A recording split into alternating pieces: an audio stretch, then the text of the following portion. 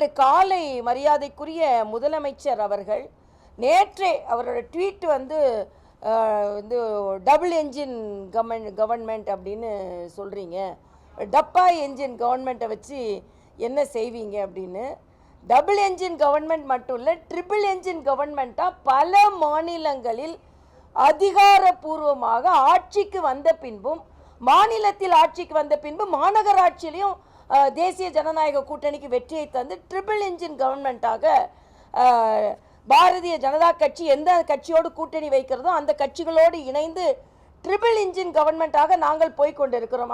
நீங்கள் trouble engine கவர்மெண்ட்டாக போய்கொண்டிருக்கிறீர்கள் என்பதை தான் நான் இங்கே தெரிவித்துக் கொள்கிறேன். திராவிட முன்னேற்ற கழக திராவிட மாடல் ஆட்சி என்று சொல்வதை விட ட்ரபிள் இன்ஜின் மாடல், நாங்கள் டபுள் இன்ஜின் மாடல், நீங்கள் ட்ரபிள் இன்ஜின் மாடல் என்று சொன்னால் சரியாக இருக்கும். ஏன்னா சட்டம் ஒழுங்கை பாதுகாப்பதில் ட்ரபிள், மக்களுக்கான திட்டங்களை முழுமையாக கொண்டு வருவதில் ட்ரபிள், அதே மாதிரி மக்கள் போராட்டங்கள். இன்னைக்கு அங்கன்வாடி ஊழியர்களுக்கு இவ்வளவு செய்வேன்னு சொல்கிறாங்க, ஆனால் அங்கன்வாடி ஊழியர்களை எப்படி பரட்டி ரோட்டில் எடுத்தீங்கன்னு மக்களுக்கு தெரியும். செவிலியர்கள் இன்னும் போராடி கொண்டிருக்கிறார்கள், மருத்துவர்கள் இன்னும் போராடி கொண்டிருக்கிறார்கள், துப்புரவு தொழிலாளர்கள் இன்னும் போராடி கொண்டிருக்கிறார்கள். ஆக எல்லாருமே, சத்துணவு பணியாளர்கள் போராடி கொண்டிருக்கிறார்கள். அரசாங்க ஊழியர்களுக்கு 20 வருஷமா காத்திருந்ததை கொடுத்தோன்றாங்க. எதை கொடுத்தோன்னு அரசாங்க ஊழியர்களுக்கே ஒரு முழுமையான ஒரு தன்மை இல்லை. அவர்கள் தொழிற்சங்கத்தை விட ஒரு சில பேர் அதை ஒத்துக்கொள்கிறார்கள், ஒரு சில பேர் ஒத்துக்கொள்ளவில்லை. இது முழுமையான பழைய ஓய்வூதிய திட்டமே இல்லை. அது பழைய ஓய்வூதிய திட்டத்தில் புகுத்தப்பட்ட ஒரு புதிய ஓய்வூதிய திட்டமாகத்தான் இருக்கிறது. அது மட்டும் இல்லை, தொடர்ந்து மத்திய அரசு புறக்கணிக்கிறது. நாங்கள் போராடித்தான் இதை பெற்றுக்கொள்கிறோம் என்று மறுபடியும் முதலமைச்சர் சொல்லிக் கொண்டிருக்கிறார். ஆனால் நேற்றைய தினம் மரியாதைக்குரிய பாரத பிரதமர் மிக தெளிவாக சொன்னார், 11 to 14 லட்சம் கோடி நாங்கள் அடிப்படை கட்டமைப்பிற்கு கொடுத்திருக்கிறோம், திட்டங்களுக்கு 3 லட்சம் கோடி கொடுக்கப்பட்டிருக்கிறது. அது மட்டும் இல்லை, நேற்று கிராம சடக் யோஜனா என்று கிராமத்திற்கான சாலைகள் போடுவதை முதலமைச்சர் சொல்கிறார். இது 60+40 மத்திய அரசின் உதவியோடு தான் இது செய்யப்படுகிறது. இந்த போன ஆண்டு மட்டுமே அவர் ஆட்சிக்கு வந்த பின்பு 1800 கோடி ரூபாய் அதற்காக மத்திய அரசு கொடுத்திருக்கிறது. அதே மாதிரி நேஷனல் ஹெல்த் மிஷன் தான் இன்னைக்கு வீடு தோறும் மருத்துவர் திட்டம்னு கொடுக்குறாங்க இல்லையா, அது வந்து நேஷனல் ஹெல்த் மிஷனில் 4000 கோடி ஒதுக்கப்பட்டு இருக்கிறது இந்த மாநிலத்திற்கு. இந்த மாநிலத்தோட சுகாதார கட்டமைப்பை எப்படியெல்லாம் மேம்படுத்த முடியும் என்பதன் ஒரு பகுதி தான் அது. மத்திய அரசின் எல்லா திட்டங்களுக்குமான உதவியை பெற்றுவிட்டு மத்திய அரசின் உதவியே இல்லாமல் நாங்கள் போய்கொண்டு இருக்கிறோம், போராடி கொண்டு இருக்கிறோம், உழைத்து கொண்டு. நான் முதலமைச்சர்கிட்ட கேட்குறேன், முதலமைச்சரை உங்களுக்கு ஓட்டு போட்டு மக்கள் தேர்ந்தெடுத்திருக்கிறார்கள், உழைக்கத்தானே சொல்லியிருக்காங்க. நீங்கள் பிழைத்து கொண்டு இருக்கிறீர்கள், அது வேற விஷயம். லஞ்சம் வாங்கி பிழைத்து கொண்டு இருக்கிறீர்கள். 11 அமைச்சர்கள் மீது ஊழல் குற்றச்சாட்டு இருக்கிற.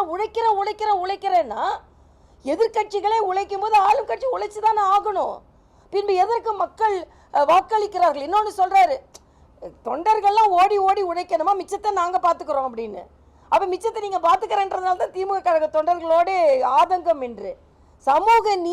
சமூக நீதிக்கு நாங்கள் தான் பாதுகாவலர்னு சொல்கிறீங்க. இன்னைக்கு வரைக்கும் வேங்கை வயலுக்கு ஒரு தீர்வு கிடைக்கல. சட்டம் ஒழுங்கு நல்லா இருக்குன்றீங்க, செல்வ பெருந்தகை கேட்க மாட்டார். நான் கேட்குறேங்க, திருநெல்வேலி மாவட்ட தலைவர் கொலையுண்டு 3 வருஷம் ஆச்சு, ஏன் கண்டுபிடிக்கல?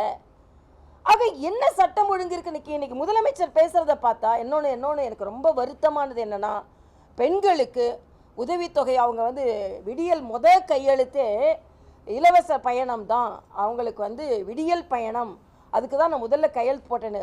விடியல் பயணம் கையெழுத்து போட்டீங்கன்னா பெண்களின் வாழ்க்கை விடியலையே. இன்னைக்கு 28,000 ரூபாய் அவர்கள் அதனால் சேமித்து இருக்கிறார்கள்ன்றாங்க. ஒரு குடும்பம் டாஸ்மாக்கு செலவழிக்கிறது 30,000 ரூபாங்க. தனியார் நிறுவனம் ஒரு கணக்கீடை செய்திருக்கிறார், 25,000 to 30,000 ரூபாய் டாஸ்மாகிற்கு ஒரு குடும்பத்திலிருந்து போகிறது அப்படின்னு. அதே மாதிரி 24,000 ரூபாய் நாங்கள் வந்து உதவித்தொகை கொடுத்ததுனால 2 வருஷமாக தான் கொடுக்குறீங்க, அவங்களுக்கு அதனால் பலன் பெற்று இருக்கிறார்கள் என்று சொல்கிறார்கள். ஆனால் இன்னைக்கு டாஸ்மாகோட வருமானம் 49,000 கோடியை தாண்டி போய்கொண்டிருக்குது. எங்கேருந்து வருது? கொடுக்குறீங்க, அக்காட்ட கொடுக்குறீங்க, அண்ணன்ட்டு டாஸ்மாகில் நீங்கள் வாங்கி கொள்கிறீர்கள். ஆக இதற்கான உங்கள் திட்டம் என்ன? வருமானத்தை பெருக்குவதற்கான திட்டம் என்ன? அதே மாதிரி இன்னைக்கு சொல்ற தனிநபர் வருமானத்தை பற்றி பேசுகிறார். தனிநபர் கடன் எவ்வளவு இருக்கு தெரியுமா தமிழ்நாட்டில்? தனிநபர் தலை மீது இருக்கிற கடன் இந்தியாவிலேயே தமிழ்நாட்டில் தான் அதிகம். 9.5 லட்சம் கோடி கடன் வாங்கியிருக்கிறாங்கன்னா இந்த ஒரு 5 ஆண்டுகள் 4.5 ஆண்டுகளுக்குள்ளேயே பன்மடங்காக 5 லட்சமாக இருந்த கடன் 9.5 லட்சமாக மாறி இருக்கிறது. இதன் கடன் சுமை அவ்வளவும் தமிழர்கள் மீது தான் விழுந்திருக்கிறது. ஆக இன்னைக்கு காலையில் அவர்கள் பேசும்போது ஏதோ தமிழ்நாடு முழுவதுமாக பலனடைந்த மாநிலமாக இருந்து கொண்டிருக்கிறது. இன்னொன்று முதலமைச்சர் சொல்லும்போதே மீண்டும் நாங்கள் வருவோம் அப்படின்னு சொல்லிட்டு மீண்டும் செல்வோம் அப்படின்னு ஒரு வார்த்தை சொன்னார். மீண்டும் வெல்வோம்னு சொல்ல, மீண்டும் செல்வோம்னர். மீண்டும் இங்கே செல்ல தான் போறீங்க, மீண்டும் வருவோன்றத பதிலாக மீண்டும் நாங்கள் வருவோம்னு மீண்டும் செல்வோம், அப்புறம் மீண்டும் வருவோம் அப்படின்னு சொன்னார். அதனால் தமிழகம் மீண்டு வர வேண்டும் என்றால் நீங்கள் மீண்டும் வரக்கூடாது. அதுதான் எங்களோட கொள்கை. மரியாதைக்குரிய நல்ல கூட்டணி அமைந்திருக்கிறது. இன்னும் இந்த கூட்டணி பலம் பெறும். அதனால் இன்றைய காலகட்டத்தில் நேற்று மரியாதைக்குரிய முதலமைச்சரோட ட்வீட்லேயே ஒரு பதற்றம் தெரிந்தது. உடனே கேள்வி கேட்குறார். 10 கேள்வி கேட்டிருக்கிறது. அந்த 10 கேள்வி நாங்களும் கேட்டோம். இன்னைக்கு 10 கேள்வி நீங்கள் கேட்டுக்கொண்டு இருக்கிறேன். நான் கடைசி கேள்வி என்னன்னா, நீட்டிற்கு என்று விலக்களிக்க போகிறீர்கள், நீட்டிற்கு என்று விலக்களிக்க போகிறீர்கள். இன்னைக்கு கேட்டுக்கொண்டிருப்பவர்கள் ஏன் முதல் கையெழுத்து நீட்டை விலக்கை கொண்டு வருவோம், ஏன் பொய் சொன்னீங்க? 10 கேள்விக்கும் பதில் சொன்னால் நேரம் ஆகும். ஏற்கனவே நான் ட்வீட் போட்டிருக்கேன். அதனால இன்றைய காலகட்டத்தில் நிச்சயமாக தேசிய ஜனநாயக கூட்டணி வெற்றி பெற வேண்டிய காலகட்டம் இது. மக்கள் காப்பாற்றப்பட வேண்டும், இயற்கை வளம் காப்பாற்றப்பட வேண்டும். அதே மாதிரி கேட்குறாங்க, இயற்கை பேரிடருக்கு கேட்ட தொகை எங்கே அப்படின்னு. உடனே மத்திய குழு அதற்கான உதவி தொகை கொடுக்கப்பட்டிருக்கிறது. 4000 கோடி எங்கே? தமிழ்நாட்டில் சென்னை தத்தளித்து கொண்டு இருக்கிறது. அந்த 4000 கோடி என்னாச்சு? இதுதான் மக்கள் மனதில் பல கேள்விகள் எழுகிறது. இன்னைக்கு முதலமைச்சர் 10 கேள்வி கேட்கல, மக்கள்கிட்ட போனீங்கன்னா 100 கேள்வி மக்கள்கிட்ட இருக்கு, 1000 கேள்வி இருக்கு. தமிழகமே கேள்விக்குறியாக இருந்து கொண்டு இருக்கிறது. அதனால் தமிழகம் போராடும் வெல்லும்னு கேப்ஷன் கொடுக்குற. நிச்சயமாக தமிழ்நாடு போராடி கொண்டு தான் இருக்கிறது. எல்லா பிரிவினரும் போராடி கொண்டு இருக்கிறார்கள். அதனால் தமிழகம் காப்பாற்றப்பட வேண்டும், தமிழ்நாட்டு மீட்டெடுக்கப்பட வேண்டும். விடியல் என்று சொல்லிக்கொண்டு விடியா ஆட்சி நடந்து கொண்டிருப்பவர்களுக்கு விடுதலை கிடைக்க வேண்டும். இதுதான் எங்களது நோக்கம்.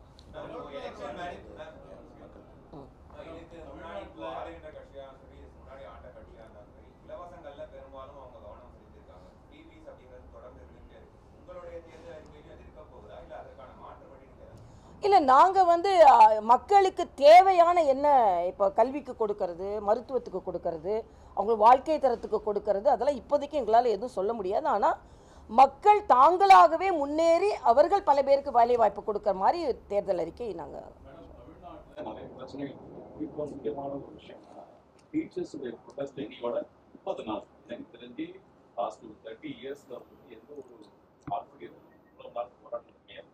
தமிழ்நாட்டில் 2 ஆசிரியர்கள் பணிபுரியக்கூடிய பிரைமரி ஸ்கூல்ஸ் மோர் தென் 1000 மேல இவங்க போராட்டத்தினால 1 மாசமா அவங்க ஸ்கூலுக்கு போகாம போராடுறாங்க. மாணவர்கள் பாதிக்கப்பட்டிருக்காங்க.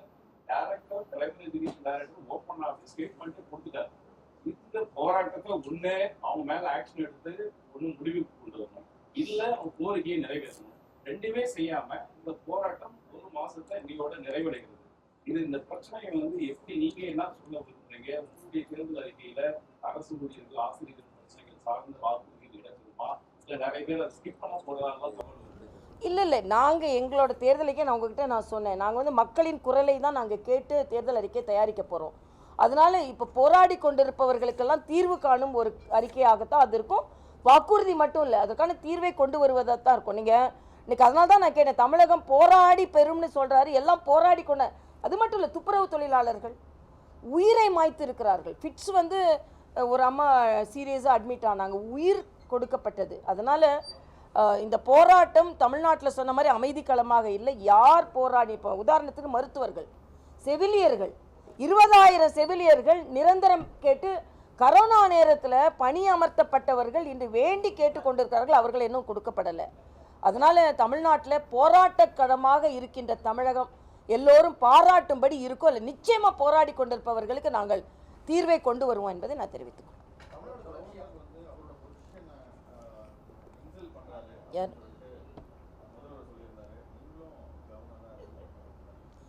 இல்லை, இதில் முதல்ல இருந்தே கவர்னரை ஒரு கான்ஸ்டிடியூஷன்லி ஒரு அத்தாரிட்டி, அவங்க உயர்மான பதவியில் இருப்பவர்கள். அவரை எப்போ பார்த்தாலும் நீ தேர்தலில் நிற்பீங்களா, நீங்கள் எங்களை ஒண்டி கொண்டு வரீங்களா, அப்படின்னு ஒரு சாதாரண பேச்சாளர் கூட ஆளுநரை விமர்சனம் செய்யும் அளவிற்கு ஒரு நிலையை முதலமைச்சர் தமிழ்நாட்டுக்கு கொண்டு வந்துட்டாருங்க. நீங்க சாதாரணமா பிரதம அமைச்சர் வந்தா வரவேற்கிறது இல்ல, நீதி ஆயோக் கூட்டத்துக்கு போறது இல்ல, ஆளுநரை மதிக்கிறது இல்ல. ஆளுநர் என்ற கான்ஸ்டிடியூஷனல் அத்தாரிட்டியை மாத்திரம் இல்ல, பிரைம் மினிஸ்டர் போய் மத்திய அரசுக்கு எங்களுக்கு எதுவும் கொடுக்கலன்னு சொல்லி கொண்டு இருக்கிறீர்களே. நேற்று அண்ணன் எடப்பாடியார் சொன்னாரு, நாங்க மத்திய அரசோட ஒரு இணக்கமான ஒரு சூழ்நிலையை வைத்துக்கொண்டு தமிழ்நாட்டிற்கு எதெல்லாம் பலன் தருகிறதோ அதை நாங்கள் பெற்று தருவோம் சொன்னாங்க. இப்போ எப்போ பார்த்தாலும் சண்டை போட்டுட்டே இருக்கிறது யாருங்க? பிரைம் மினிஸ்டர் வர்றாருல, புறக்கணிக்கப்படுகிறதுன்னு சொல்றீங்க. ஆனால் பிரைம் மினிஸ்டர் வரும்போது பிரைம் மினிஸ்டர் வருகையை புறக்கணிப்பவர் யார்? அப்போ அளவலாவதற்கு நிறைய வாய்ப்புகள் கிடைக்கும். அதே மாதிரி தான் ஆர்டிகிள் 167 என்ன சொல்லுதுன்னா, எப்பொழுதெல்லாம் முதலமைச்சர் மாநில தேவைக்கு தேவையோ அப்பொழுது ஆளுநரை சந்தித்து பேச வேண்டும் என்று ஆர்டிகிள் 167 சொல்லுது. எத்தனை முறை முதலமைச்சர் ஒரு நட்பு ரீதியாக ஆளுநரை என்னைக்கு நீங்க சந்திச்சிருக்கீங்க? எதிர்கட்சியா இருக்கும்போது ராஜ்பவன் படிக்கை ஏறிக்கொண்டே போனீர்கள் அல்லவா? ஆக தொடர்ந்து, அதாவது ஆளுநர் வருவாரு, அவரை நம்ம உதாசீனப்படுத்தணும், விமர்சனம் செய்யணும், அவர் திரும்பி போகணும், அந்த ஸ்கிரிப்டோட நீங்க சட்டமன்றத்தை ஆரம்பித்தீர்கள் என்றால் எப்படி சரியா இருக்குன்றதான் எனது கருத்து.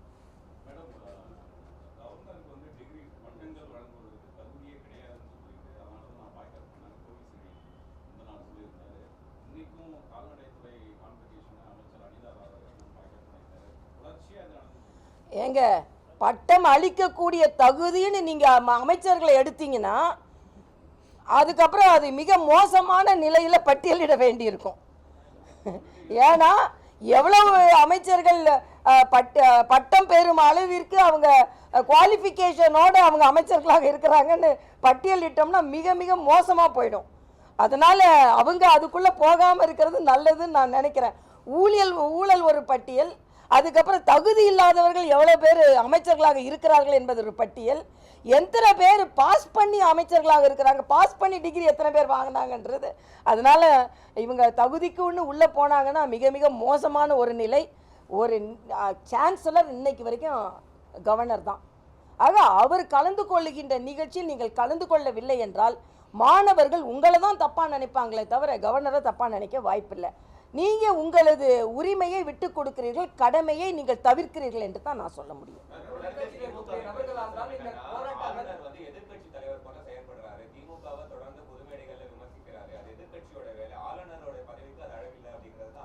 இல்லை, அவங்க முதர்ந்தே அதை சொல்கிறாங்க. அப்படி அவர் விமர்சனம் செய்தால் கூட அதுக்கு பதில் சொல்லலாம். நீங்கள் ஒரு தனிநபருக்கு ஒரு கருத்தை சொல்வதற்கு உரிமை இருக்கும்போது தனி ஆளுக்கு உரிமை இருக்கும்போது ஆளுநருக்கு உரிமை இல்லையா?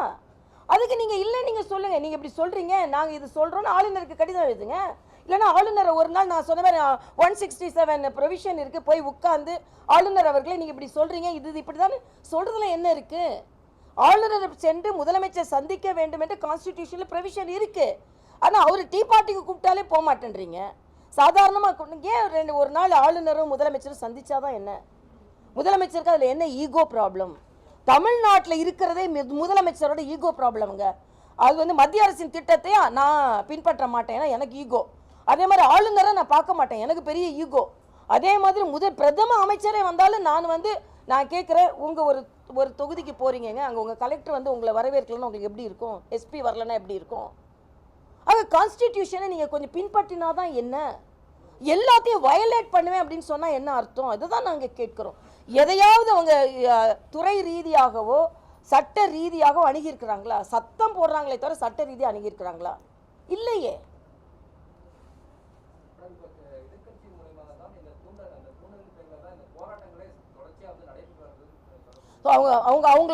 அவங்களோட அனுபவம்னு நான் நினைக்கிறேன் அப்போ, இல்லையா? அப்போ ஆளும் கட்சியாக இருக்கும்போது போன வாட்டி எல்லா போராட்டங்களையும் நீங்கள் தூண்டி தான் செஞ்சீங்களே. அப்போ அப்படி தான் செஞ்சுட்டு இருந்திருப்பாங்க போல இருக்கு. பாம்பின் கால் பாம்பரியும் மாதிரி ஒருவேளை எல்லாம் அப்படி பண்ணிட்டு இருந்தாங்க போல இருக்கு. இன்னும் மக்களின் உண்மையான உரிமை போராட்டத்தை இப்படி கொச்சைப்படுத்தணுமா நான் கேட்குறேன். கம்யூனிஸ்ட்கள் எங்கெங்க போனாங்க? பெட்டி பாம்பா அடங்கி போயிருக்கிறாங்க, பெட்டி பாம்பா. ஆமாம். அதனால ஏன் நீங்கள் துப்புரவு தொழிலாளர்கள் போராடி கொண்டிருக்க எங்கே போனீங்க? நீங்களாம் தொழிலாளர்களுக்கு என்று சொல்லி கொண்டிருக்க எங்கே போனீங்க? இன்னைக்கு அடிமை கூட்டணினா இண்டி கூட்டணி தாங்க. வேங்கை வயலை பற்றி நான் கேட்க மாட்டேன். திருமாவளவன் உடனே சொல்வார், அவங்கள பற்றி நான் மட்டும்தான் கேட்கணுமா, மற்றவங்க கேட்க மாட்டாங்களா அப்படின்னு. நீங்களே கேட்கலன்னா மற்றவங்க யார் கேட்பா? அது மாதிரி தொழிலாளர்களின் தோழன்னு சொல்லிக் கொண்டிருக்கவங்க, தொழிலாளர்கள் அங்கே சொன்ன மாதிரி ஆசிரியர்கள்லேருந்து செவிலிருந்து போராடி எங்கே போகிறீங்க நீங்களாம்? எல்லாத்துக்கும் மேலே காங்கிரஸுக்குள்ள போராட்டத்தை அவங்களாலே சமாளிக்க முடியல. காங்கிரஸ் எத்தனை துண்டா இருக்குன்னு தெரியல. இன்னொன்று, மாணிக் தாக்கூர் லீவில் போயிட்டாரு. அது மாதிரி எல்லாரும் லீவில் போவாங்க. ஏன்னா ராகுல் காந்தி அது ஒரு சொல்லி கொடுத்துருக்காரு பாடம். மிக மிக சிக்கலான சூழ்நிலை இருந்தால் நீ ஃபாரினுக்கு லீவில் போயிடலான்னு. அதை எல்லாரும் இப்போ பின்பற்ற ஆரம்பிச்சிருக்காங்க. ஆக என்ன நடக்குதுங்க அங்கே? அவங்க கூட்டணியும் சரியில்லை, அவங்க ஆட்சியும் சரியில்லை. அப்புறம் எப்படிங்க மக்கள் ஓட்டு போடுவாங்க? ஓட்டு போடுறதுக்காக தான் நீங்கள் பொங்கல் பரிசுலேருந்து எல்லாம், நீங்கள் பொங்கல் பரிசை கூட மக்கள் சரியாக வந்து வாங்கலைன்னு ஒரு மாவட்டத்துலேருந்து ரிப்போர்ட் வந்திருக்கு. நீங்கள் கொடுத்தா கூட அதை வாங்க முடியல எங்களால் அப்படின்னு சொல்லி. என்ன நடக்குது ஆட்சி?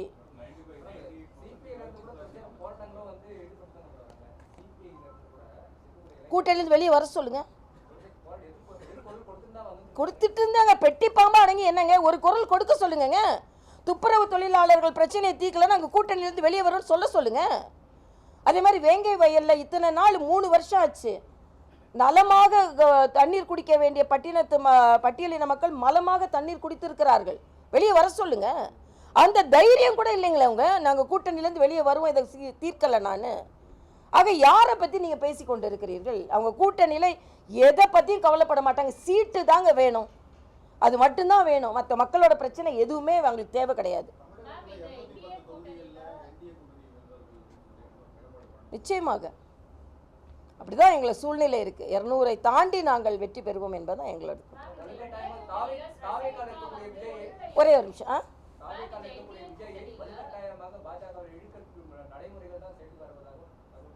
என்ன தகவல்ப்பா? யார்ப்பா கொடுத்தா அந்த தகவலை? டிஎம்கே சர்க்கிள் அதை தான்ப்பா சொல்லுவாங்க. தாவேக்கால போய் கேளுங்க, உங்களை யாரானு இழுக்கிறாங்களான்னு போய் கேட்டுட்டு வாங்க.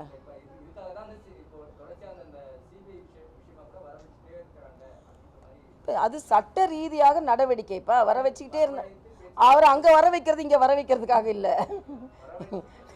அதாவது அரசியல் ரீதியாக என்ன வேணாலும் நடக்கலாம். இப்போ விசில் எங்களுக்கு இப்போ உடனே தேவையில்லைப்பா. எங்கள்கிட்ட விசில் இருக்குது, குக்கரில் விசில் இருக்குல்ல, அதனால் இப்போ குக்கர் விசில் எங்ககிட்ட இருக்குது. அதை பற்றி யாரும் கவலைப்படுவாங்க.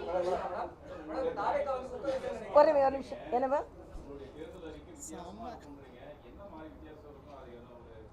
வரட்டும் பார்க்கலாமப்பா. வரும், நீங்கள் வரட்டும்மா. அப்படியே நீங்கள் வந்து இப்படிப்பட்ட நல்லவங்கள நாம் வந்து புறக்கணிச்சிட்டே இருக்கமே அப்படின்னு மக்கள் நினைப்பாங்க. அந்த அளவுக்கு இருக்கு. இல்லை அது நீங்கள் வாங்கல, அறிவிப்பா. கொஞ்சம் பொறுமையாக இருங்களேன். அறிவிக்கிற வரைக்கும் பொறுமையாக இருங்களேன்.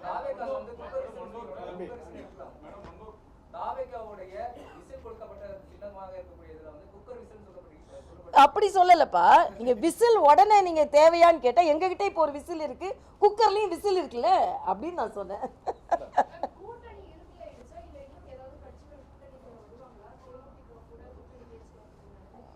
எந்த கட்சியோட பேச்சுவார்த்தையும் நான் சொல்ல மாட்டேன். இதற்கு மேலும் பல கட்சிகள் வருவதற்கு வாய்ப்பு இருக்கிறது. இப்போ திருமாவளவன் முதல் அவங்க கூட்டணி முழுமையாக இருக்கான்னு நமக்கு தெரியாது. காங்கிரஸில் இப்போ முழுமையாக அவங்க கூட இருக்காங்களா?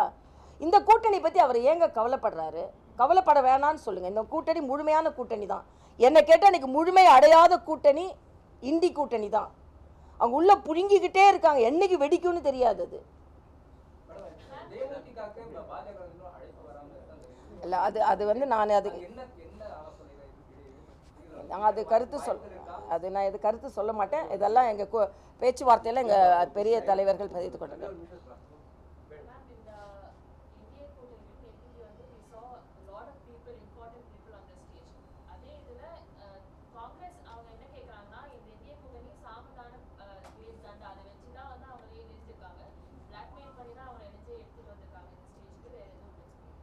நான் கேட்குறேன், இல்லை நான் கேட்குறேன், இவங்கெல்லாம் டெல்லிக்கு போனாங்கல்ல, காங்கிரஸில் குரல்கள் எழுப்பி கொண்டிருந்தது, எல்லாரும் டெல்லிக்கு போனாங்க. என்ன பிளாக்மெயில் செஞ்சு நீங்கள் வந்து வாயை பொத்திட்டு இருக்கணும் எப்போ சொன்னாங்க? நாங்கள் யாரும் அப்படி சொல்லவே இல்லையே. யாரும் எந்த கருத்து சொல்லக்கூடாதுனால தான் மாணிக் தாக்கூர் கருத்து சொல்ல முடியாது லீவில் போயிட்டார். யார் சாம பேத தண்டத்தெல்லாம் நாங்கள் தண்டமாக அவங்க தான் இருக்காங்க, பேதத்தை அவங்க தான் பார்த்து கொண்டு இருக்கிறாங்க. அதனால் நாங்கள் வந்து இப்போ பேதம் என்ன, இந்துக்களுக்கு நாங்கள் வந்து வாழ்த்து சொல்ல மாட்டோம். பேதம் தண்டம் தண்ட ஆட்சி நடக்க கொண்டு கொடுக்குது. மேடம், இன்னைக்கு முதலமைச்சர் சட்டப்பேரவையில ரிப்ளைல வந்து நீண்ட பட்டியல் என்னென்ன பண்ணிருக்கிறோம்னு சொல்லிட்டு இவ்வளவு பண்ணிருக்கோம் அப்படின்னு சொல்லியிருக்காரு. அதைத்தான் நான் சொன்னேன். இப்போ ரொம்ப பயம் வந்துருச்சுங்க அவருக்கு. நேற்று மரியாதைக்குரிய பாரத பிரதமர் வந்ததுலேருந்து ட்வீட் போடுறதுல ஒரு பதற்றம், இன்னைக்கு சட்டமன்றத்தில் பேசுறதுல ஒரு பதற்றம். ஒருவேளை இன்னும் கொஞ்ச நாள் தான் இருக்குதான் கடைசி ஆட்சி நம்மளது, அதனால் நம்ம எல்லா பட்டியலையும் சொல்லிடுவோன்னு சொன்ன மாதிரி இருந்தது எனக்கு. அப்படி தான் எனக்கு தோணுச்சு. ஆமாம் ஆமாம், நாங்கள் பலமாக இருக்கோம், அதனால் அவங்க பயம் ஏற்படுது. வேறு என்ன செய்ய போகிறோம் நாங்கள்? தேங்க்யூப்பா, தேங்க்யூ ஸோ மச்.